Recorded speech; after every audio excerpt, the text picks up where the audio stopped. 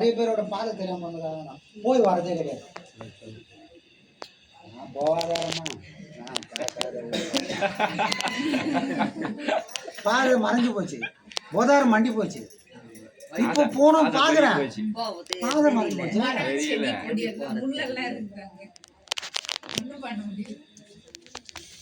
காலமே எழுந்து 4 கட்டு அறுப்பேரு 40 கட்டு கூட அறுக்க சொல்ல, 4 கட்டாவது அற. ஏன் அதை சொன்னாங்கன்னா, நீ அதை கூட அறுக்காம விட்டுட்டுன்னு வச்சுக்க, உனக்கு கோரை இருக்குதுன்னு உனக்கு தெரியாது.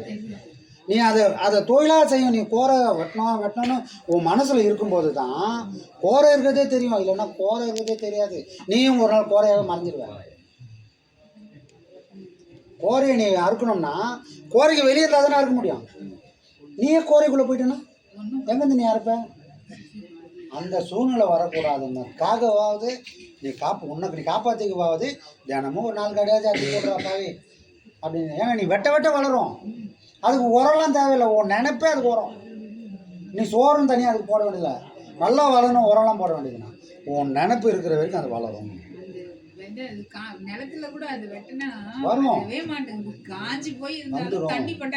அதுக்கு நீ வெட்டிக்கினே இருக்கணும். அப்போதான் அந்த இடம் வளராமல் உன்னை மூடாதாச்சும் பார்த்துக்கோ. இல்லைன்னா நாளைக்கு உன்னையே மூடிடும். அப்புறம் நீ ஆசைப்பட்டாலும் வெட்ட முடியாது. வேணா புரியுதா? நீ ஒரு பாதுகாப்பான இடத்துல இருந்தால் வெட்டணும். நீ போய் மாட்டிக்கினதுக்கு அப்புறம்லாம் வெட்ட முடியாது. மாட்டிக்காத பார்த்துக்கலாம். அதுக்கு சில விஷயங்களை தொடர்ந்து பண்ணணும். இல்லைன்னா நாளைக்கு புத்தி வந்து நான் பண்ணணும்னு ஆசைப்படும் போது அந்த இடம் தெரியாது, அதை உன்னால் பண்ணவும் முடியாது. அந்த உடம்போ மனசோ இன்னைக்கு இருக்கிற மாதிரி அன்றைக்கி இருக்காது. அதனால தான் ஐயா சொல்லுவார், பாடம் வாங்கிட்டு யாரும் சும்மா இருக்காதுங்க, இல்லை காலம் வரணும் காத்துணும் இருக்காதுங்க. பாடம் நல்லா பண்ணுங்க.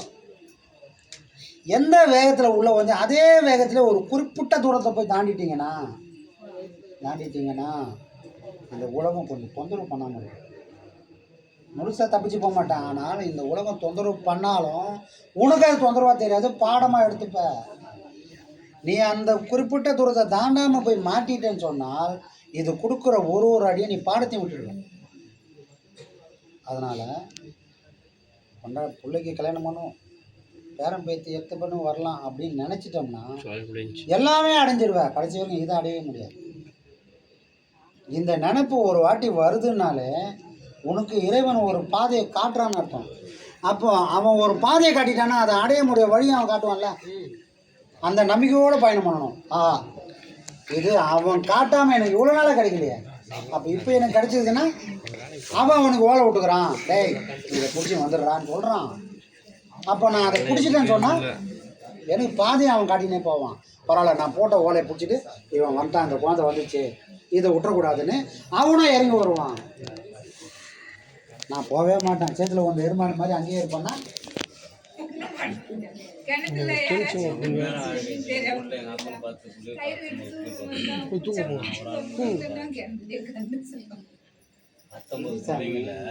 நான் தான் கடைசி பிள்ளை. என் மூத்தவங்க இருக்கணும், பேர பிள்ளை இருக்கு, எல்லாம் இருக்கணும், எவ்வளவுமே கிடையாது. என் குடும்பத்தில் ஒரு ஆளுங்க தவிர எங்கள் சுற்றுலையில் பார்த்தீங்கன்னா இந்த அவர் ஒருத்தர் நான் ஜில்லாக ஐயோ அவே சும்மா தம்பி கள்ளக்குறிச்சி ஜில்லாக சொல்லிடுறோம்பா. இதுக்கு என்ன பயமா இருக்குது, திருட போறேன் அயனுக்கு. ஏன்னு கேட்டீங்கன்னா இதுதான் அயனுக்கு அவரை பெருமையா சொல்ல சும்மாவே ஆடுது மனசு. ஐயோட வீடியோ பார்த்து சொல்ல ஐயோட இப்போ ஒரு குடும்பத்தில் ஒரு பிரச்சனை அப்படின்னா மிக நேர்த்தியாக நீங்கள் கையாண்ட விதத்தை வந்து சொன்னீங்க. இதே போல் நம்ம கையாளணும் அப்படின்னா இந்த குடும்பத்தில் உள்ள பிரச்சனைக்கு தீர்வு காணணும்னா நமக்கு ஒரு பக்குவ நிலை வேணும். அந்த பக்குவ நிலை அடையணும்னா நம்ம என்ன செய்யணும்? பக்குவம் தான் சாமி. பெரியவங்க கிட்ட பழகணுன்றது. பெரியவங்க கிட்ட பழகிறதுக்கும் ஒரு மனிதன் தன்னை விட சின்ன வயசுல பழகிறதுக்கு வித்தியாசம் இருக்குது. பெரியவங்க கிட்ட பழகினீன்னா ஒரு குடும்பத்துக்குள்ள சண்டை வந்தா நீ சொல்லாம இருக்க முடியாது அந்த பெரியவங்களாண்ட. அப்போ அந்த பெரியவங்க ஒரு நல்ல அனுபவத்தில் ஒரு ஐடியா கொடுப்பாங்க. மனைவிக்கும் அம்மாக்கும் சண்டையா, இப்படி போனி அப்படின்வாங்க. மனைவிக்கும் உனக்கும் சண்டையா, 2 நாள் நீ பொறுத்துன்னு போயேன்னுவாங்க. இது பெரியவங்க சொல்ற வார்த்தை. ஆனா உன்னை விட இளமையானவங்ககிட்ட சேர்ந்து இந்த விஷயத்த ஏய் நீ ஏன்டா அவளுக்கு அடிமையாகிற, போடா விட்டுட்டவள அப்படின்னுடுவோம். அப்போ உன்னுடைய பழக்க வழக்கங்கள் உன்னை விட மூத்தவங்க கிட்ட பண்ண ஆரம்பிச்சுன்னா அனுபவங்கள் உனக்கு தானா கிடைக்கும். ஆனா உன்னை விட இளமையானவங்கிட்ட பழக ஆரம்பிச்சுன்னா உனக்கு உங்ககிட்ட இருக்கிற அனுபவம் கூட இழந்து போயிடுவேன். அதனால பழக்க வழக்கம் ரொம்ப அவசியம் சாமி. ஏப்பா என்னப்பா செட்டி? சாமி, இது போன்ற பிரச்சனைகளுக்கு தீர்வு காணதுக்கு ஞானம் அவசியமா? டீ ஆச்சா கேளுப்பா.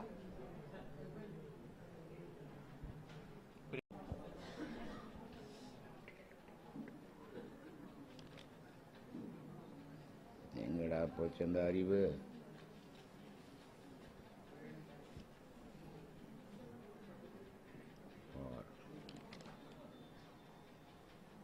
பிராட்டியார் வந்து ஐயமிட்டு உண் அப்படின்னு சொல்லியிருக்கிறாரு. ஐயமிட்டு உண் அப்படின்னு சொல்றாரு. சரி. அவரே இன்னொரு இடத்துல வந்து ஏற்பது இகழ்ச்சின்றார். ஆமா. இது சரியா இல்லையா? முன்னுக்கு பின்னு முரணா இருக்குது. எப்படி முரணாகுதுன்றீங்க? ஐயமிட்டு உண்ணுன்னு சொல்றாரு, அப்ப அதை ஏற்பது இகழ்ச்சின்னு சொல்றாரு. இல்ல இல்ல, ஐயமிட்டு உண் அப்படின்றதுக்கு பொருள் என்ன? ஐயமிட்டு உண்ண இறந்து வாழ். ஏம்பா ஐயமிட்டு உண் இறந்து வாழறதா? அது எப்படிப்பா இறந்து வாழறதாவும்?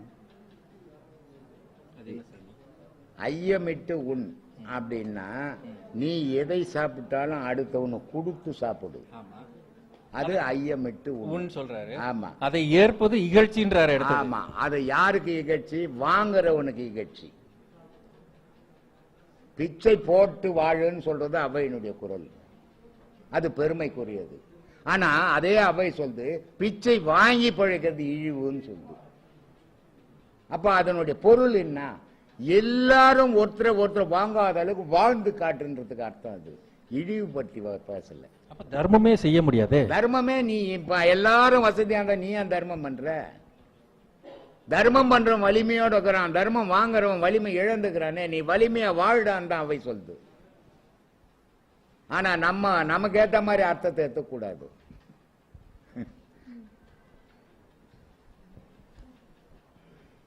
சொல்றாரு அறிவை அறிவால். நல்லா யோசிக்கணும். அறிவை அறிவால் அறிந்தே அறியும் அறிவுதனில். என்ன புரிஞ்சது?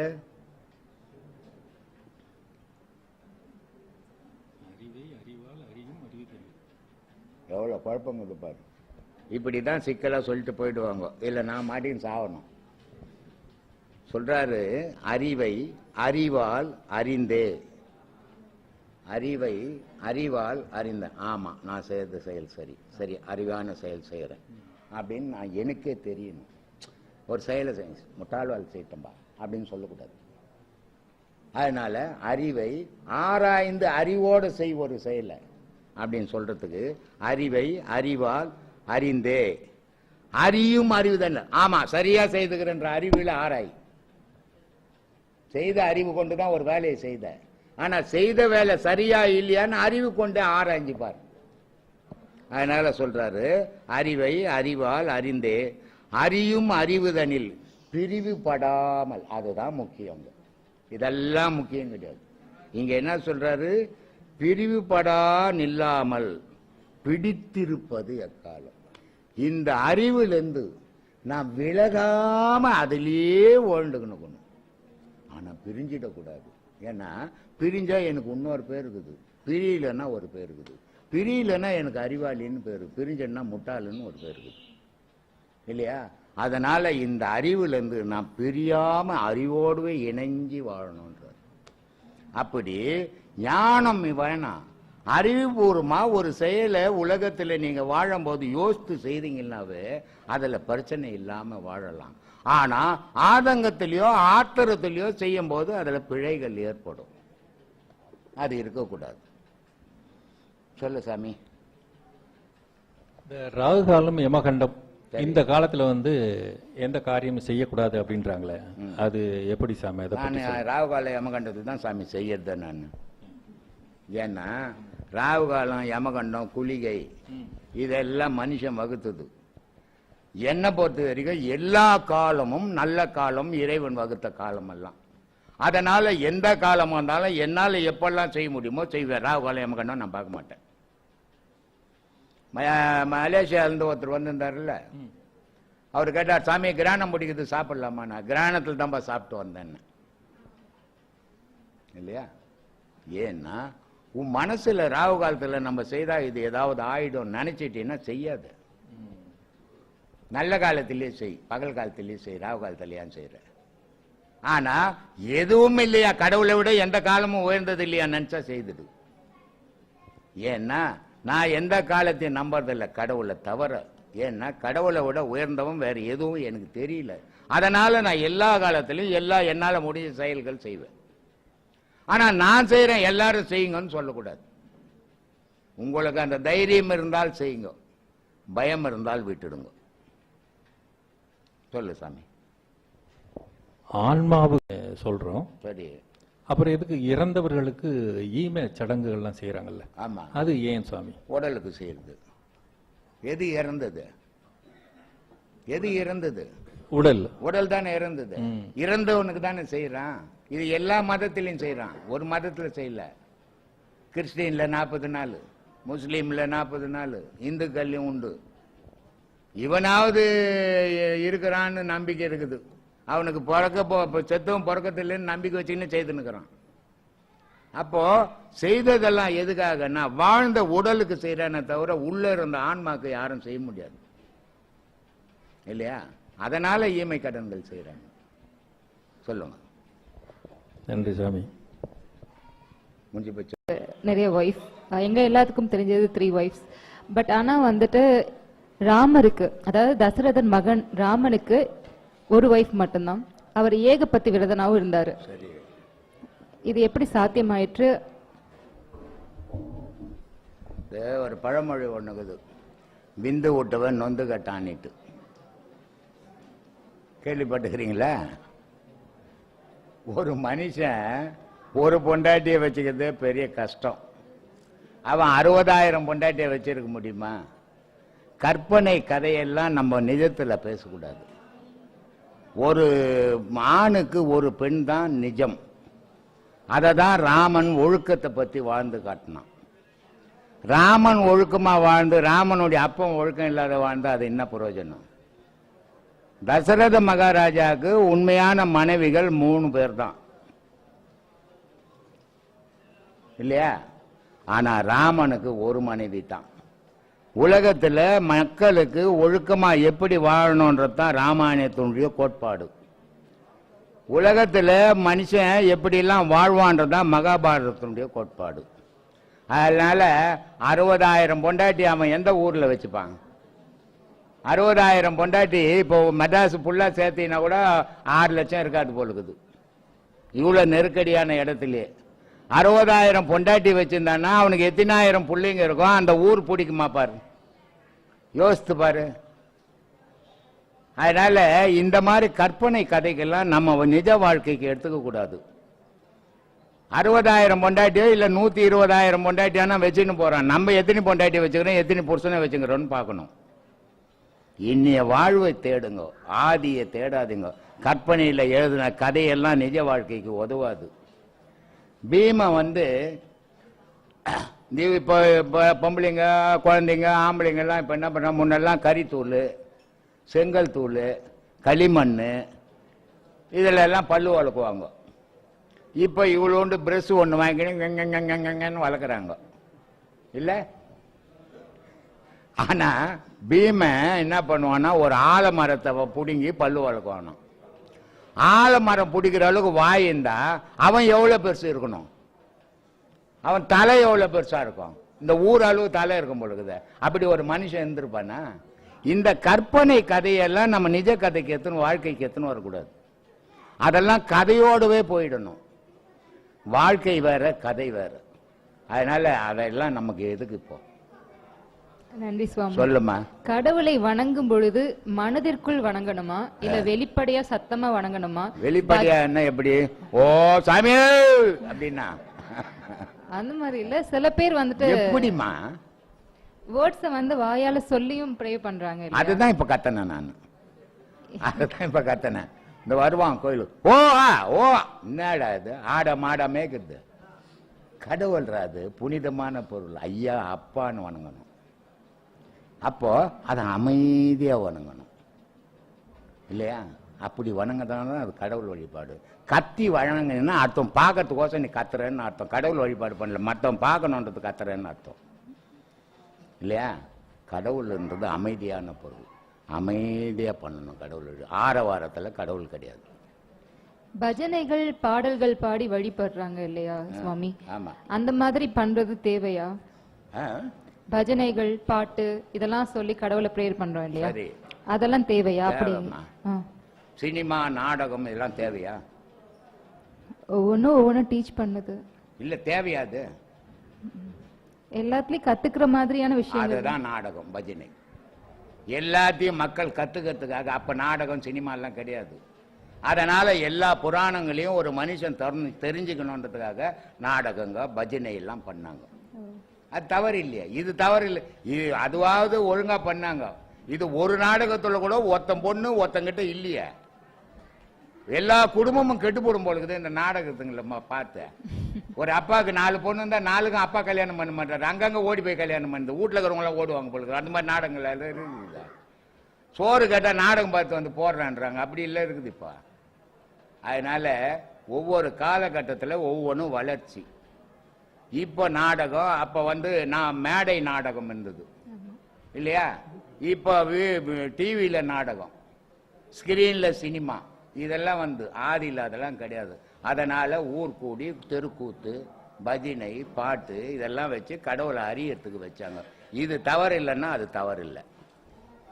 சொல்லுமா. இறைவனுடைய அருள் அப்படின்னா என்ன? எதெல்லாம் இறைவனுடைய அருளா நம்ம எடுத்துக்கலாம் சுவாமி? உன்னை காப்பாத்துறது இறைவனுடைய அருள், நீ வாழறது இறைவனுடைய அருள், நீ சாகிறது விதியினுடைய அருள். நீ எது ஓணும் எடுத்துக்கோ.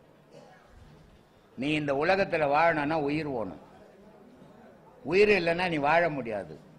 அது இறைவன், அது அதனுடைய அருளால் தான் நீ உலகத்துல உலகத்தின் வர எல்லா செயலும் செய்துன்னு வர. அப்ப இறைவனுடைய அருள் இது. மரணம் வந்து விதியினுடைய முடிவுன்னு எடுத்துக்கணும். சொல்லு. அவதாரங்கள் அப்படின்னு எடுத்துக்கிட்டா எல்லாமே வடநாட்டுல நடந்ததாவே புராணங்கள் சொல்லப்படுது, தென்னாட்டுல அந்த அளவுக்கு சொல்லப்படல.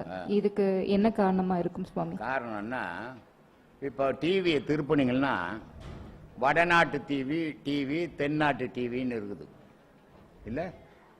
வடநாட்டு டிவியை திருப்பினீங்கன்னா புராண கதைகள் போடுவான், சமூகமும் சமுதாயமும் நல்லா இருக்கும்.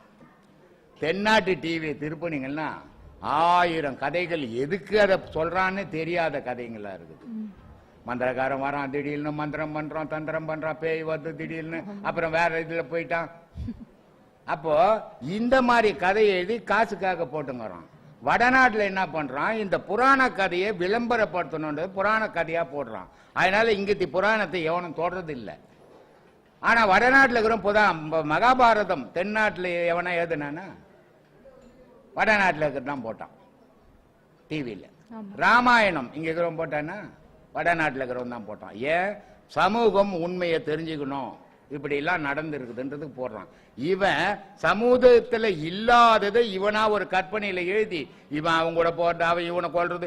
எத்தனை வாட்டி தான் ஒருத்தனை கொல்லுவாங்க, எத்தனை வாட்டி தான் ஒருத்தன் உயிரா வருவான்னு தெரியல நாடகத்துல. அது மாதிரி நாடகங்களை போட்டுக்கிறான். அதனால மக்களுக்கு என்ன தெரியுதுன்னா, இந்த புராண கதைகள்லாம் வடநாட்டை சார்ந்தது, இந்த மாதிரி உதவாத நாடகங்கள்லாம் தென்னாட்டை சார்ந்தது அப்படின்னு தெரிஞ்சுக்கிறாங்கம்மா. சொல்லுங்க. நன்றி சுவாமி. இப்போ நம்மளுடைய முன்னோர்கள் இறந்தவர்களை வைத்து பூஜை செய்வது பண்ணிட்டு இருக்கோம், அது சரியா சுவாமி? அப்படி செய்யாட்டினா நமக்கு ஏதாவது சாபம் உண்டாகுமா? ஒரு ப்ராப்ளமும் வராது, ஆனா செய்யணும். ஏன் செய்யணும்? கல்யாணம் ஆயிடுச்சு உங்களுக்கு? குழந்தைங்க இருக்குதா? எத்தனை குழந்தைங்க இருக்குது? ஒரு குழந்தை. ஒரு குழந்தை தான் இருக்குதா? எவ்வளவு வயசு? 4 வயசு. 4 வயசு. இப்போ ஒன்றும் தெரியாது, அது பச்சை மண் அது. இப்போ உங்களுக்கு 2 பிள்ளைங்க இருக்குது. உங்க அப்பா அம்மா இறந்துட்டாங்க, அவங்களுக்கு நீ பூஜை பண்ற. இந்த பூஜையால அவங்களுக்கு ஒரு பலனும் கிடையாது. ஆனா இந்த பண்ற பூஜையை உன் பிள்ளைங்க பார்த்துக்கினே இருக்குது. நாளைக்கு நீ இறக்க போற, உனக்கு பண்றதுக்காக அதை வழி காட்டிக்கின்னு இருக்கிறேன்னு அர்த்தம். செத்தவங்களுக்கு அதனால ஒரு பயனும் கிடையாது. இருக்கிறவன் தெரிஞ்சுக்கிறதுக்காக காட்டுறது தான் அந்த பூஜை புனஸ்காரங்கள் இல்லையா? அது செய்யணும் இல்ல, கண்டிப்பா அதான் செய்யணும். மாமிசம் விற்கும் கடையில் ஒருவன் ஆடு வெட்டுகிறான். சரி, அது அவன் செய்யும் பாவமா அல்லது ஆடு முன் செய்த கர்ம வினையா? ஆடும் ஒரு சிவகங்கைன்னு நினைக்கிறேன், ஒரு 2 நாளைக்கு முன்னே ஒருத்தர் ஃபோன் பண்ணார். சாமி, மாமிசம் நீங்கள் சாப்பிடக்கூடாதுன்னு சொல்லியிருக்கிறீங்க, கிராமத்தில் ஆடு கோழி வளர்க்குறாங்க, அப்போ அது எப்படி சாமின்னா? உன்னை தானேயா நான் சாப்பிடுவா நான் சொன்னேன், கசாப் கடைக்காரனை வெட்டவா நான் சொன்னேன்னு. ஏன்னா அது அவனுடைய தொழில். அவன் எல்லாரும் ஊரில் சாப்பிடாம இருக்க மாட்டான் இல்லையா? நீ கடவுளை தேடுறோம், நீ ஒழுக்கமாக இருந்துக்கோ, ஊரை பற்றி யோசிக்காத. உன்ன மாதிரியே ஊர் இருக்காது. அதனால ஆடு வளருது கோழி வளருது, அது அவன் கசாப் கடைக்காரன் வேலை. நீ போய் கறி வாங்கினா உனக்கு பாவம் இல்லை, ஆனால் வெட்டினவனுக்கு பாவம் தானே. ஆனால் வெட்டினவனுக்கே பாவம் இல்லை. ஏன்னா பாவம்னு அவனுக்கு தெரியாத வெட்டும் போது அது பாவம் இல்லை. பாவம்னு தெரிஞ்சு வெட்டினா பாவம். இந்த பாவமும் புண்ணியமும் எங்குதுன்னா மனசுல இருக்குது சாமி. இன்னொரு ஒரு சீடர் கேட்டாங்க, அவங்களுக்கு இன்னும் மிகுந்த எனக்கு இது மட்டும்தான் சந்தேகம், இது மட்டும்தான் சந்தேகம். இதை கேட்டால் என்னைய சாமி அடித்தாலும் அடிப்பார் அப்படின்னு சொன்னேன். அணிலுக்கு எதுக்கு 3 கோடு இருக்குன்னு கேட்டாங்க. அணிலுக்கு முதுகுல 3 கோடி ஏன் இருக்குன்னு சாமிகிட்ட கேட்டாங்க. ராமர் போட்டாருன்னு சொல்லு. ஆமா சாமி, இந்த குரங்கெல்லாம் ராமாயணம் பாலம் போடும்போது ராமேஸ்வரத்தில் குரங்கெல்லாம் கல் தூக்கின்னு போய் போட்டுன்னு இருந்தது. இந்த அணில் சின்ன சின்ன கல்லை ஊட்டிக்கின்னு போச்சு. ராமர் பார்த்து அப்படியே தடவுனாரு, 3 கோடு உண்டுதுன்னு சொல்லு.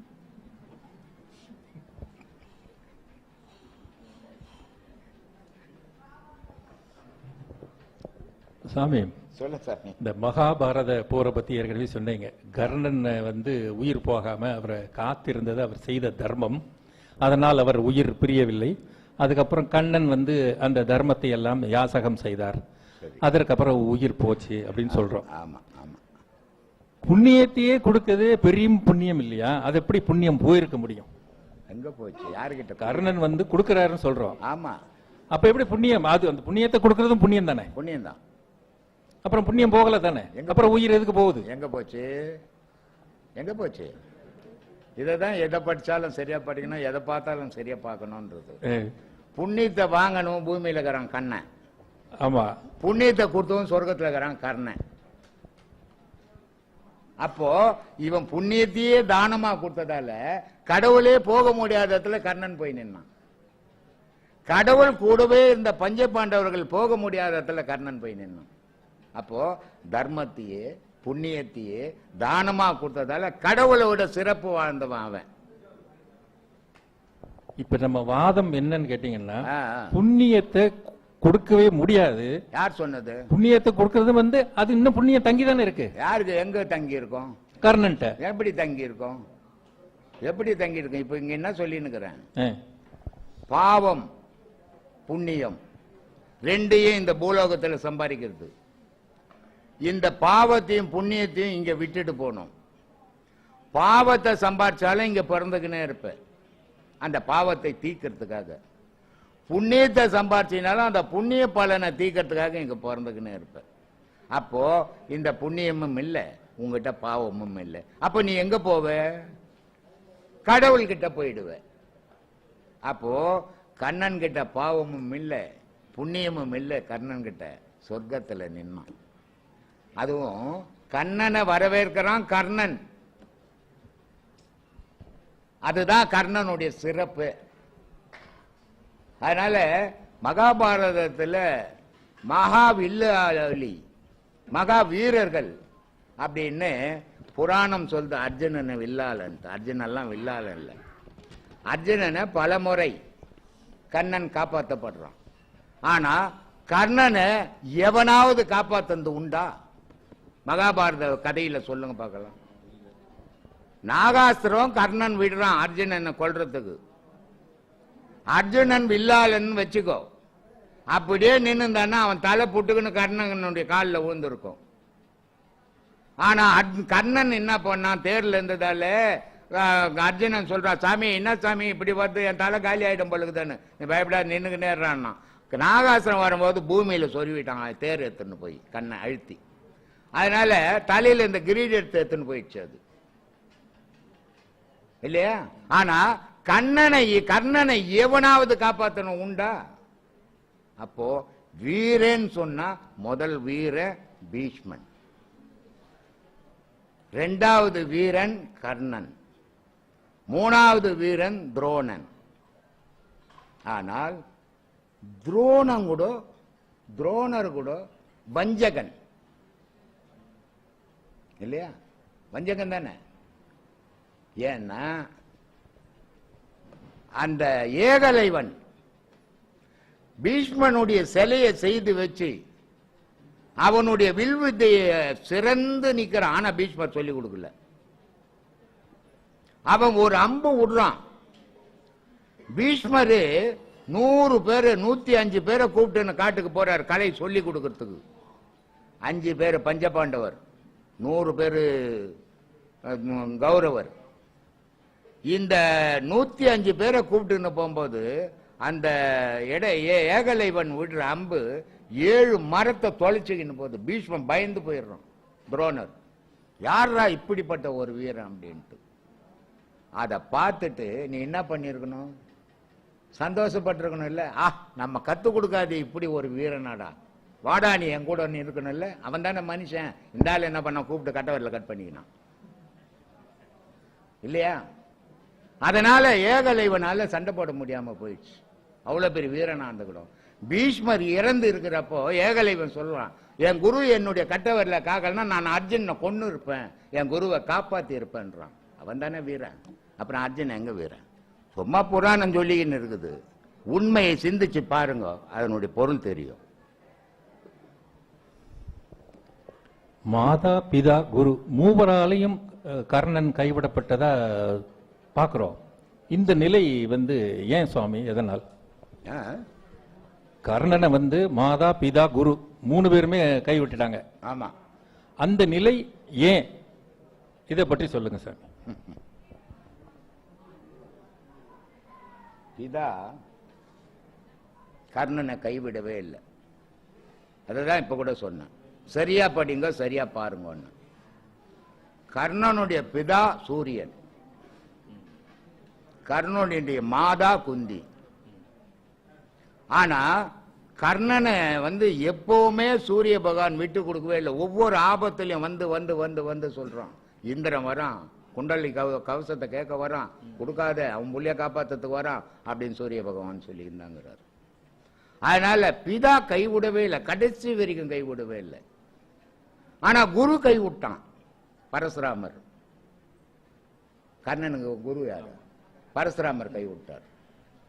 ஆனா தாய் கை விட்டுட்டான். ஏன் கை விட்டா? முறை தவறி குழந்தை பெற்றுட்டான். கல்யாணம் ஆகிறதுக்கு முன்னாடி ஒரு பெண்ணுக்கு கர்ப்பமாயி குழந்தை பிறந்துட்டா அவ எப்படி வச்சுன்னு காப்பாற்ற முடியும் உலகத்துல? அப்ப உலகத்துக்கே தெரியும். நான் ஏற்கனவே சொன்னேன், ரிஷி பிண்டம் ராத்தங்காதுன்ட்டு சொன்ன. அது மாதிரி ஒரே ராத்திரில குழந்தை பிறந்து போச்சு குந்திக்கு. இப்ப அந்த குழந்தைய எத்தனை கல்யாணம் ஆகாத பொண்ணுக்கு என்ன சொல்லுவா? அதனால ஆத்துல ஒரு பொட்டியில வச்சு இந்த பொடிவெல்லாம் வச்சு ஆத்துல விட்டுட்டான்.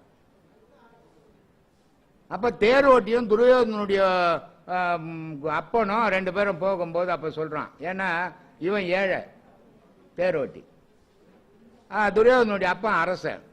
அதனால சொல்றான், இந்த பெட்டி நல்லா இருக்குது, இந்த பெட்டி எனக்குடான்றான். அவன் தேரோட்டி என்ன சொல்றான், பெட்டிக்குள்ள பணம் இருக்கும், பெட்டிக்குள்ள இருக்குது எனக்குன்னு. அதனால பெட்டியை திறந்தா குழந்தை இருந்தது. குழந்தை அவன் தூக்கி போட்டான், பொட்டி இவன் தூக்கி போட்டான். அதே மாதிரி குரு கிட்ட கலை கத்துக்கிறான். அங்க போய் கெடுத்தது யாரு? கண்ணன் கெடுத்தான். கண்ணன் போய் கர்ணனுடைய தொடையில வண்டா தொலைக்கலன்னு சொன்னா பீஷ்மர் சபிக்க போறதே இல்லை. பரசுராமர் தொலைச்சி, நீ பிராமணனா இருந்தீன்னா இந்த வழியை நீ தாங்க முடியாது, நீ ஒரு சத்திரிய, அதனால்தான் இந்த வழியை தாங்கியன்னா குரு பத்துங்கிறார். இது தொலை போட்டுட்டு ரத்தம் பாயுது. ஆனா சீடனுடைய கருணை பாரு, காலே போனாலும் குரு தூக்கம் கலையக்கூடாதுன்னு தாங்கிக்கு நிக்கிறான். ஆனா குரு என்ன பண்றாரு, இவ்வளவு வலியை தாங்கின்னு ஒரு பிராமணனால இருக்க முடியாது, ஒரு சத்திரியனால தான் இருக்க முடியும். நீ சத்திரியன் சண்டை போடும்போது உனக்கு இந்த கலை பயன் தராதுன்னு சபிச்சிடறான் இல்லையா? அங்க கெடுத்தது யாரு? கண்ணன். இங்க கொன்னது யாரு? கண்ணன்.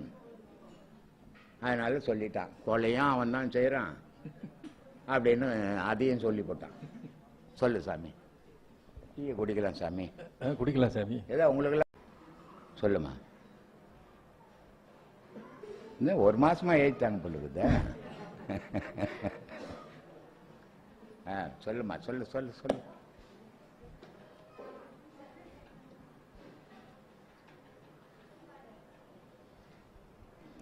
வெற்றிவேல் வீரவேல் என்ன முருகனை நினைத்து காரியத்தை தொடங்கி செயல்பட்ட வீரபாண்டிய கட்டபொம்மன் இறுதியில் தோல்வி கண்டதும் தந்திரத்தையே துணையாக கொண்ட ஆஸ்திரேலியர் இறுதியில் வெற்றி கண்டதும் எதனால் சுவாமி?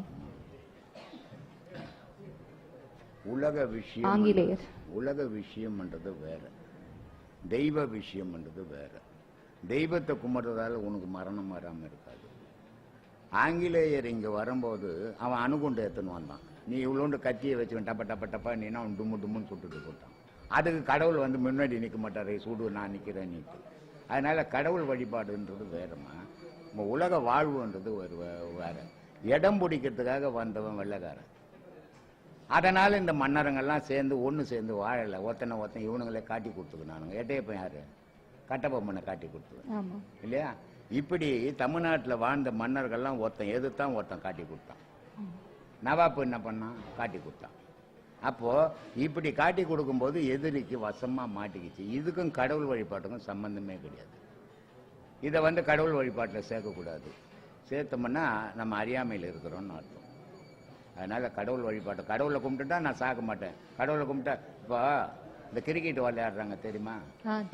எல்லாரும் சேர்ந்து இந்தியா ஃபுல்லா பூஜை பண்ணாங்க, இந்தியா ஜெயிக்கணும்னு. இவங்க பண்ணதால அவங்க இந்தியா தோத்து போச்சு. அதனால இந்த பூஜையை எல்லாம் பண்றது என்கிட்ட வருவாங்க, சாமி எனக்கு வீசிங் இருக்குது, நான் இங்க வந்தா சரியா போடுமா? வராதுன்றது. ஏன்னா அவன் கடவுளை தேடணும்னு வரல, அவன் உடம்பு நல்லா ஆகணும்னு வர. அதுக்கு டாக்டர் இருக்கிறார். போ கடவுளை தேடணும்னு வீசிங் இருக்குதோ, குஷ்ரோகி இருக்குதோ, எது இருக்குதோ, நான் கடவுளை தேடணுங்கன்னு வந்தீங்கன்னா எல்லாம் சரியா போகும். அது மாதிரி இது வந்து வெற்றி தோல்வி. இப்ப நீ உனக்கு கடவுள் வழிபாடு பண்ணி நீ ஜெயிச்சுன்னா அவன் கடவுள் வழிபாடு பண்ணி அவன் ஜெயிக்க மாட்டானா? அதனால இதெல்லாம் சும்மா ஊர் மேட்சுக்கு காட்டுற விஷயங்கள். நிஜ வாழ்வுன்றது வேற. அதனால வெற்றி தோல்வி வந்து மக்களோட போறது, அதுக்கும் கடவுளுக்கும் சம்பந்தம் கிடையாது.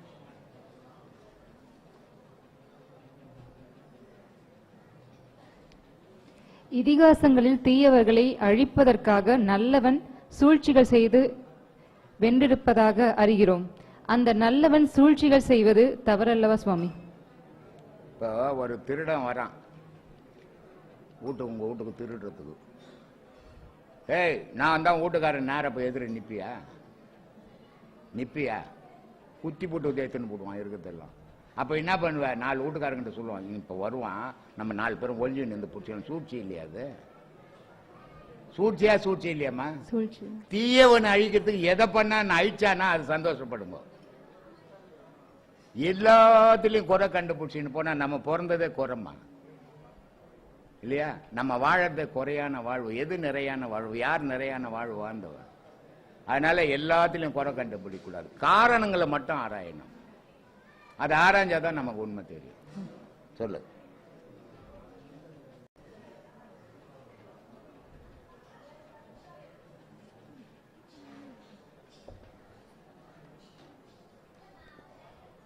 சொல்லுமா. 64 ஞானிகளை பத்தி நிறைய பேசியிருக்கோம். அந்த ஞானிகளை எப்படி சுவாமி அடையாளம் கண்டுபிடிப்பது? ஏன் அடையாளம் கண்டுபிடிக்கும் பாரு. இப்போ உங்க தாத்தாவை பத்தி வீட்டுல சொல்லிக்கினே இருக்கிறாங்க, உங்க தாத்தாவை அடையாளம் எப்படி கண்டுபிடிப்பேன்? சொல்லி கொடுத்து அவ்வளவுதான். இங்க சொல்லி கொடுக்குற மாதிரி இருந்துட்டு போ, கண்டுபிடிக்க முடியாது. நீ ஞானியும் ஆணையினா கண்டுபிடிக்கலாம். நான் எல்லாருக்குமே சொல்லுவேன், சாமி நான் அந்த சமாதிக்கு போனேன், இந்த சமாதிக்கு போனேன். நீ எந்த சமாதிக்கு போனாலும் நீயா தான் இருப்ப. ஏன்னா சமாதி ஆனவன் மகான், அவன் உன் உருவத்தை பார்க்கறவன் இல்லை, உன்னுடைய உயிரையும் உன்னுடைய ஆன்மாவையும் பார்க்கறவன். அந்த வழி தெரிஞ்சு போனீங்கன்னா அவனுடைய ஆசீர்வாதம் உனக்கு கிடைக்கும். அந்த வழி தெரியாத நீ கோயிலுக்கு போற மாதிரி அங்கேயும் போனீங்கன்னா நீ இருக்கிற மாதிரி தான் இருப்ப. அதனால ஞானியை பத்தி அறியணும்னா நீ ஞானி ஆனேன்னு அறியலாம். நீ அஞ்ஞானியா இருக்கிற வரைக்கும் ஞானியை பத்தி அறிய முடியாது. புரியுதா?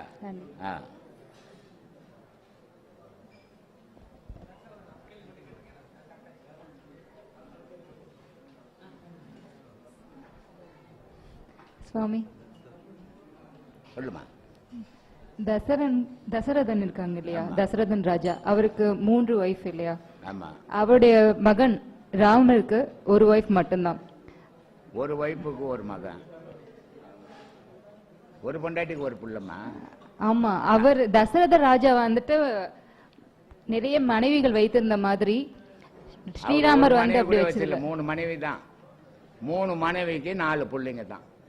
ஆமா, அதுதான் நிஜம், மீதி எல்லாம் கற்பனை.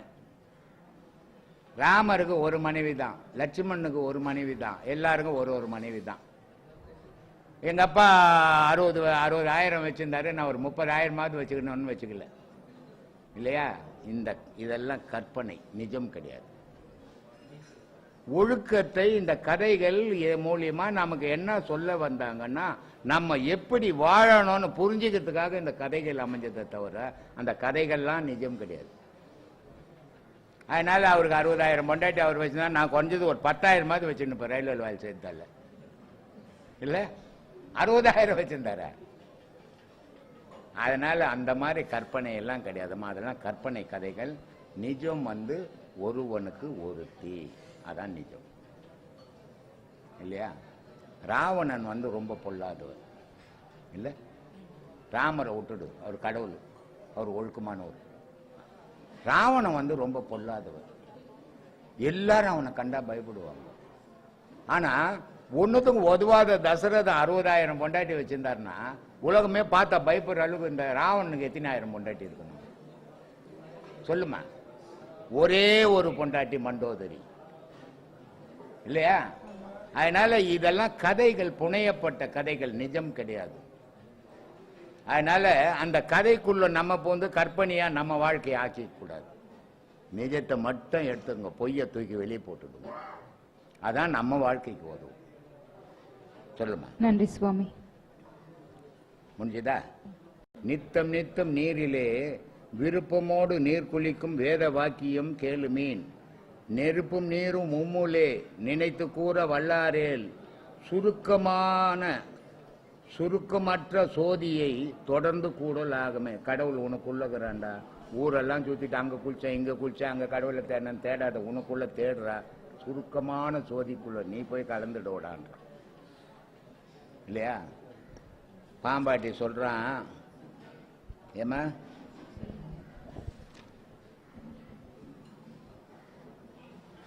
மூச்சு மனிதனுக்கு முன்பக்கம் போயினுக்குது, இது பின்பக்கம் போகணும். பின்பக்கம் போனா என்ன ஆகும் அப்படின்னா, கீழகிற விந்துவை மேல தூக்கின்னு போகும். கீழகிற விந்து சக்தி, மேலகிற நாதம் சிவம். அப்போ சக்தியும் நாதமும் சேர்ந்ததுன்னு சொன்னா, ரெண்டும் சேர்றதுக்கு நீ புள்ள காரணமா இருந்தீன்னா, ரெண்டும் சேர்ந்தா உன்னை ரோட்ல விடுமா? அதனால உன்னை தனக்குள்ள அணைக்கும் போது அதாண்டா முக்தி மோட்சம் அப்படின்றான். அதனால சொல்றாரு, மூல நாடி தன்னிலே முளைத்தெழுந்த சோதியை 4 நாழி உம்முள்ளே நாடியே இருந்த பின் பாலனாகி வாழலாம், பரபிரம்மம் ஆகலாம், ஆலமுண்ட கண்டனார் அம்மை பாதம் உண்மையே. கடவுள் மேல சத்தியம் பண்ணி சொல்றேன்டா அப்படின்னு சொல்றாருமா. சொல்லுமா. மாடு கன்று செல்வமும் மனைவி மைந்தர் மகிழவே, மாட மாளிகை புறத்தில் வாழுகின்ற நாளிலே ஓடி வந்து கால தூத சடுதியாக மோதவே, உடல் கிடந்து உயிர் கழன்று உண்மை கண்டும் மாறவில்லையே. வந்து இடிச்ச உடனே மாடு மாளிகை பொண்டாட்டிக்கு இது கட்டுறான் அது கட்டுற, பிள்ளைங்களுக்கு இதை சேர்த்து வைக்கிறியே. ஆனால் தூதருங்க வந்து இடிக்கும் போது உடலு கீழே விழுந்து உடல்ல இருந்து உயிர் பிரிஞ்சு போறத பார்த்துன்னு இருந்தோம், இனியும் திரும்பவும் அதையே செய்துன்னுக்கிறீங்களே, மாற மாட்டேன்றீங்களே அப்படின்ற இல்லையா? இதெல்லாம் சொல்லி போட்டு எல்லாம் சொன்னேன் இல்லை, நான் சொன்னேனா இல்லையம்மா? சொன்னீங்க ஐயா. ஆமா, எல்லாம் சொல்லிட்டேன். இங்க போயிடுச்சு அது.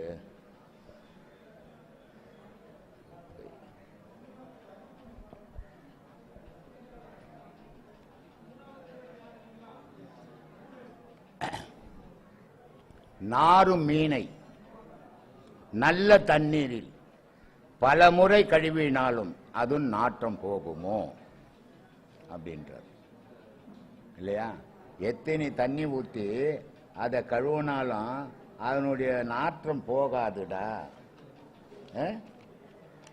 அந்த மாதிரி இந்த கெட்டு போன மனுஷனை எவ்வளவுதான் சொன்னாலும் அவனுடைய புத்தி போகாதுடான்றான். அதனால சொல்றான், நாறு மீனை பலதரம் நல்ல தண்ணீரில் நாளும் கழுவினாலும் நாற்றம் போமோ, கூறுமுடல் பல நதி ஆடி கண்டதால் கொண்ட கோலம் நீங்காதென்று ஆடு பாம்பேன்றான். நீ போட்ட வீசம் உன்னை விட்டு போகாதுடா. எத்தனை நதியில போய் நீ நீராடினாலும் உனக்கு ஒரு புண்ணியமும் கிடையாது. உனக்குள்ள இருக்கிற பாவமும் புண்ணியமும் தான் முடிவு பண்ணும், நதி புண்ணியமும் முடிவு பண்ணாதுடான். இந்த உண்மையெல்லாம் தெரியாம கடவுள் வழிபாடுன்றதுனால ஒரு பயனும் கிடையாது. உண்மைகளை உணர்ந்து வாழ்ந்தால் உங்களுக்கு நல்ல வழி கிடைக்கும். அதனால ஒவ்வொரு மனிதனும் ஆன்மீகம்ன்றது அன்போட செயல்புரியணும். ஆண்டவன்றத எந்த நேரமும் இறைவன் வரணும், அதுக்காக நான் காத்திருக்கிறேன்ற மன ஏக்கம் இருக்கணும். அப்படி இருந்தால் உங்க வாழ்க்கையில அமைதி கிடைக்கும். ஆனா அதை விட்டுட்டு எந்த நேரமும் உலக விஷயத்திலே ஈடுபடும் போது மனசுக்கும் அமைதி இல்லை, உங்க வாழ்க்கையிலையும் அமைதி இல்லாம போகுது இல்லையா? இந்த தமிழ்நாட்டில் இருக்கிற மக்கள் ஒரு துன்பமும் கிடையாது. இந்தியாவில் இருக்கிற மக்களுக்கு ஏதோ போறாங்க, 4 ரூபாய் சம்பாதிக்கிறாங்க, ஏதோ சாப்பிட்றாங்க, ஏதோ வாழ்ந்துன்னுக்குறாங்க, ஒரு தைரியத்தோட வாழ்றாங்க. இது என் உயிர், என் வீடு, என் சொந்தம், என் மக்கள் அப்படின்னு வாழ்ந்துன்னுக்குறோம். ஆனா இந்த இலங்கை தமிழர்கள் இருக்கிறாங்களே, நரக வேதனை அவங்களுக்கு. எந்த நாட்டில் போவாங்க, எப்படி வாழ்வாங்க, அந்த நாட்டுக்காரன் இவங்களை எப்படி வழி நடத்துவான் அப்படின்னு பல விதத்தில் அவங்க இன்னல் பட்டு ஒவ்வொரு நாட்டிலையும் வாழ்ந்துன்னுக்குறாங்க. ஆனால் அவ்வளோ இன்னல் பட்டு வாழ்ந்தாலும் தைரியத்திலையும் அவங்களுக்கு ஈடா நம்ம மக்களை சொல்ல முடியாது. அதே மாதிரி இரக்கத்திலையும் அவங்களுக்கு ஈடா நம்ம மக்களை சொல்ல முடியாது. ஏன் சொல்றேன்னா, ஒரு வெளிநாட்டில் ஒரு வறுமையில் ஒரு பயத்தில் அந்நிய நாட்டில் போய் வாழ்ந்தால் கூட எவ்வளோ உதவிகள் இந்த கோவிலுக்கு செய்திருக்கிறாங்க தெரியுமா? இப்போ கூட மத்தியானம் சொன்னேன், இலங்கை தமிழர் தான் அவர், கனடாவில் இருக்கிறாரு. இலங்கை தமிழர் தான் சிவகுமாரன் என்னுடைய வாழ்க்கை வரலாறு எழுதினவர். ஆனால் அவர் 50,000 ரூபாய் அமிச்சார் மத்தியானம் சாப்பாட்டு இல்லையா? அப்போ அந்நிய ஊர்ல இருக்கிறாங்க, அவங்களுக்கு எவ்வளவு துன்பங்கள் இருக்கும், இருந்தால் கூட இவ்வளவு உதவி செய்யணுன்ற இரக்க குணம் அவங்களுக்கு இருக்குது. இன்னைக்கு நம்ம புக்கு டென்மார்க் போய்க்குது, நார்வே போய்க்குது, இங்கிலாந்து போய்க்குது, மலேசியா போய்க்குது, சிங்கப்பூர் போய்க்குது, சுவிட்சர்லாந்து போயிருக்குது, இப்படி எல்லா நாட்டிலையும் அமெரிக்கா போயிருக்குது. இந்த இப்போ சொன்ன நாடெல்லாம் சீடர்கள் இருக்கிறாங்க, இந்த சொன்ன நாட்டிலெல்லாம் பக்தர்களும் இருக்கிறாங்க. இவங்களுக்கெல்லாம் நம்ம புக்குங்களை அனுப்ப சொல்லி எல்லாருக்கும் பார்சல் போய் கிட்டத்தட்ட இது வரைக்கும் ஒரு 200-300 புக்கு போயிருக்குது. ஆனால் இவ்வளோ கஷ்டத்துலேயும் இவ்வளோ இரக்க குணம் இருக்குதா? அவங்கள பாராட்டவனவா இல்லையா? நம்மளை விட அவங்க துன்பத்தில் இருந்தும் உதவி செய்யறது ரொம்ப கஷ்டம். அதனால சொல்றான், காட்டு கருவேப்பல் பூத்தால் என்னன்றான். கருவேப்பிலை செடி இருக்குத, அது இல்லைன்னா குழம்பு வைக்க மாட்டோம் இல்லை, அதை உருவி போட்டு தான் தாளிப்போம். அப்போ அது நல்ல கருவேப்பிலை. இதை விட அழகான கருவேப்பிலை காட்டு கருவேப்பிலை, அவ்வளோ மனம் வாழ்ந்தது. ஆனால் குழம்புல போட முடியாது. அதனால சொல்றான், காட்டு கருவேப்பில் பூத்தால் என்ன? இப்போ கருவேப்பிலை செடியில் குண்டு குண்டு காய் வரும், பூ பூக்கும். அழுவாநலை மருதாணி செடியை விட கருப்பலை செடியினுடைய பூ அவ்வளோ மனம் இருக்கும். அந்த தெருவே வாசின்னு வரும். அப்படிப்பட்ட கருப்பலை செடி உதவாது. அதனால சொல்றான், காட்டு கருவேப்பை பூத்தால் என்ன, கடல் நீர் பெருத்தால் என்ன. கடல் தண்ணி எவ்வளோ வந்தால் என்ன பண்ண போகிறோம்? விவசாயம் பண்ண போகிறோம், இல்லை குடிக்க முடியும் இல்லை, உதவாது தானே அது. அதே மாதிரி காட்டு கருவேப்பிலையும் உதவாது தானே, எவ்வளோ தான் பூத்து குழுங்கினாலும் உதவாது தானே. அதனால சொல்கிறான், காட்டு கருவேப்பை பூத்தால் என்ன, கடல் நீர் பெருத்தால் என்ன, நாய்ப்பால் சுரந்தால் என்ன. எவ்வளோதான் லிட்டர் கணக்கில் கண்ணோ டீ போட்டால் சாப்பிட்டு போகிறோம், உதவாது. எட்டி பழுத்தால் என்னன்னு, சப்போட்டா பழங்குத அது மாதிரி இருக்கும், எட்டி பழம் பெருசாக. ஆனால் அதை சாப்பிட்டா செத்து போயிடுவோம். ஆனால் பார்க்கறதுக்கு ரொம்ப அழகாக இருக்கும். அதனால சொல்கிறான், காட்டு கருவேப்பை பூத்தால் என்ன, கடல் நீர் பெருத்தால் என்ன, எட்டி பழுத்தால் என்ன, நாய்ப்பால் சுரந்தால் என்ன, ஈயாதவன் வாழ்ந்தால் என்னன்ட்டாமா. தர்மம்ன்றது ஒன்று பண்ணாதவன் இந்த பூமியில் இருக்கிறதும் ஒன்று தான், சாகிறதும் ஒன்று தான்ட்டான் இல்லை. ஆனால் அதை அவங்க பண்ணின்னுங்கிறாங்க. இது ரொம்ப பாராட்டக்கூடிய விஷயமா இருக்குது. அவங்க சொல்லுமா, அவ்வளோதானே. என்ன சாமி, எங்க செந்தூரான் மேலேயே இருக்குது, கடவுள் மேலே வரமாட்டேங்குது. அதனால சிவவாய்க்கர் சொல்றாரு, இது எப்படி மயங்குறோம் நம்ம அப்படின்றது சொல்றாரு. ஆடு காட்டி வேங்கையை அகப்படும் ஆறு போல். காட்டில் போய் ஒரு வேங்கையை பிடிக்கணும்னு சொன்னா ஒரு கூண்டு வச்சு அதில் ஒரு ஆட்டுக்குட்டி வைக்கணும். ஆட்டுக்குட்டி கையாங்கையான்னு கத்துச்சுன்னா எங்கேயோ காட்டில் மறைஞ்சுங்கிற வேங்கை வந்துடும் இல்லை. வேங்கைனா சிறுத்தை வந்து சேர்ந்துடும். புலி இல்லை, புலி வேற வேங்கை வேற. வேங்கைன்றது சிறுத்தை, புள்ளி புள்ளியா இருக்குது, அது பட்டை பட்டையா இருக்கிறது புலி. அதனால அந்த மாதிரி என்ன இந்த உலகம் பிடிச்சிடக்கூடாது. ஆட்டை காட்டி வேங்கையை பிடிச்ச மாதிரி என்ன பிடிச்சிடக்கூடாதுன்றார் சிவாய்க்கு. அதனால சொல்றாரு, ஆடு காட்டி வேங்கையை அகப்படும் மாறு போல் மாடு காட்டி என்னை மதிமயக்கல் ஆகுமோ. இந்த உலகத்தை காட்டி என்னுடைய அறிவு மயங்கி போலாமா? போகக்கூடாது. நான் அறிவாளியாவே வாழணும். அதுக்கு என்ன பண்ணணும் அப்படின்னு சொல்றாரு. ஆடு காட்டி வேங்கையை அகப்படும் மாறு போல் மாடு காட்டி என்னை நீ மதிமயக்கல் ஆகுமோ. கோடு காட்டி யானையை கொன்றுரைத்த கொற்றவா வீடு காட்டி என்னை வெளிப்படுத்த வேண்டும் என்றான். மனம் என்ற மத யானைய இறைவன் கொன்னுட்டு வழியை காட்டினான் இறைவன் அடையறதுக்கு. அந்த மதையான செத்ததால இறைவனுடைய காட்டின வழியில பயணம் பண்றானா. ஆனா நான் இங்க இருக்கிறதெல்லாம் என் வீடு நினைச்சுன்னு இருந்தேன், இதெல்லாம் என் வீடு இல்லை, என்னுடைய சொந்த வீட்டை காட்டு. இறைவன் இருக்கிற வீடு எனக்கு சொந்த வீடு, அதை காட்டு இறைவான்னு கேட்கிறான். அப்போ இந்த மனிதனுடைய மனம் உலகத்து மேல தாவும் போது இறைவனை மறந்துடுறான், அவனுடைய சொந்த வீட்டை மறந்துடுறான் இல்லையா. அதனால அதை போகணும். சொல்றான், தூய்மை தூய்மை என்று அவர் கேட்டார். தீட்டு தீட்டுன்னு சொல்றாங்களே. அதனால சொல்றான், தூய்மை தூய்மை என்று துவண்டலையும் ஏழைகள் தூய்மையான பெண்ணிற்கு தூய்மை போனது எவ்விடம். ஆமை போல் மூழ்கி வந்து அநேக வேதம் ஓதுறி தூய்மையும் திரண்டு உருண்டு சொற்குருக்கள் ஆச்சே. ஒரு பொம்பளையை என் கூட என் பொண்டாட்டியை வச்சுக்கின்னு ஐயோ அது தீட்டுங்க இது தீட்டுங்கன்னுட்டு எப்படி ஆமா தண்ணியில மூழ்கிற மாதிரி பொண்டாட்டிக்கிட்ட மூழ்கி வந்து நான் தான் மந்திரம் சொல்லின்னுக்கிறேன். அப்புறம் தீட்டு எங்க போவோம் இல்லையா. இதெல்லாம் ஏமாத்துற விஷயம் இல்லை. இதனால தான் இப்படி எல்லாமா பேசிக்கிறேன் நான். அதனால தீட்டுன்ற பொருள் உடல். ஆன்மா தீட்டு கிடையாது, உயிர் தீட்டு கிடையாது, ஜீவன் தீட்டு கிடையாது. சொல்லுமா, பட்டு பட்டு பட்டு பட்டு சொல்லு. அவ்வளவுதாங்க. ஏமா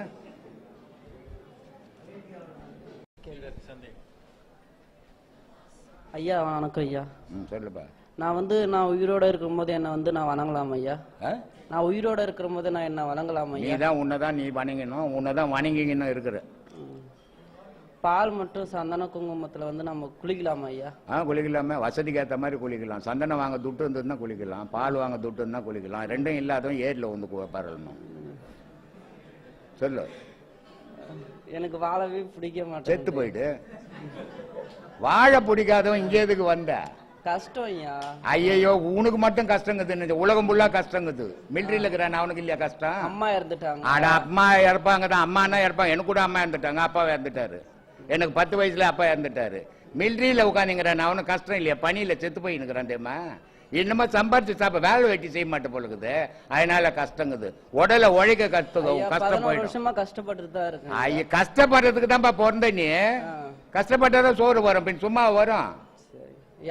ஏமாறாம இருக்கிறதுக்கு வழி சொல்லு. நீ ஏன் ஏமாறுற? இன்னொருத்தனை ஏமாத்தாத இரு. நான் யாரையும் ஏமாத்தல. நீ ஏமாத்தாத, நீ உன்னை யாரும் ஏமாத்த மாட்டாங்க. உழைச்சு சாப்பிட எண்ணத்தை உருவாக்கிக்கோ.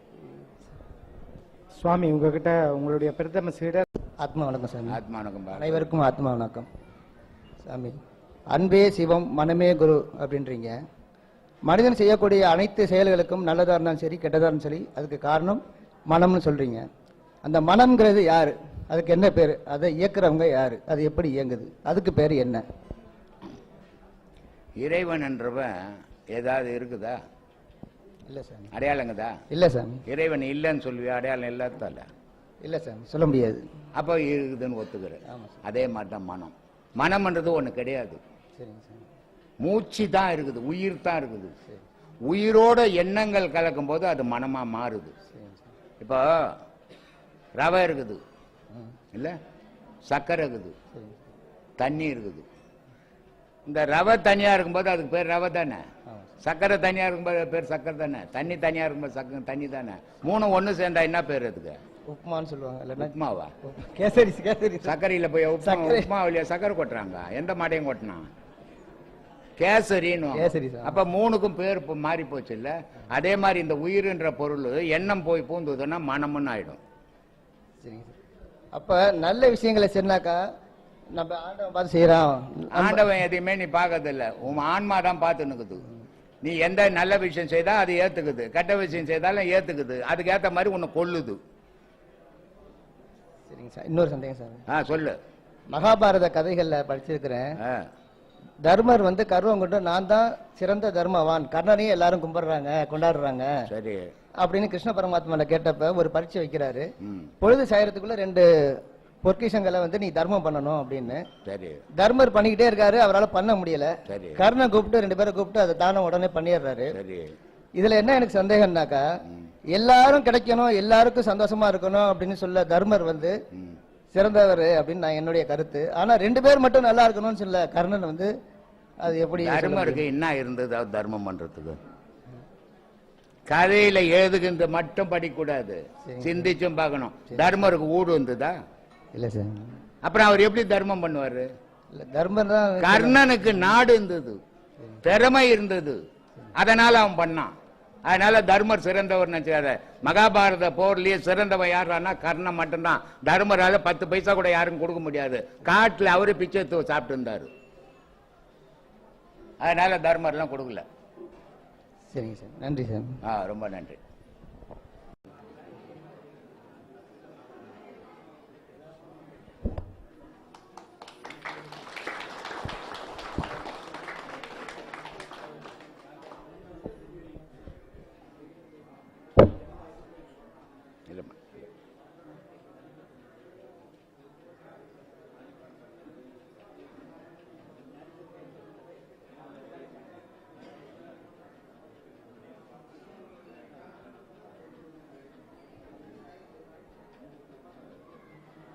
ஏன்னா என்னுடைய மனம் யாரையுமே அவ்வளவு சீக்கிரம் சீடனா ஏத்துக்காது.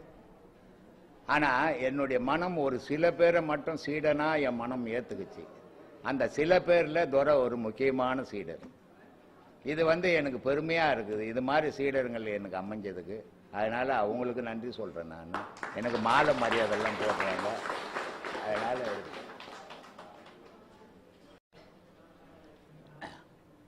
என்ன சாமி நீங்க குரு தானே சாமி? ஆமாப்பா குரு தான். நான் மட்டும் குரு இல்லை, ஊர் ஃபுல்லா குரு இருக்கிறான்.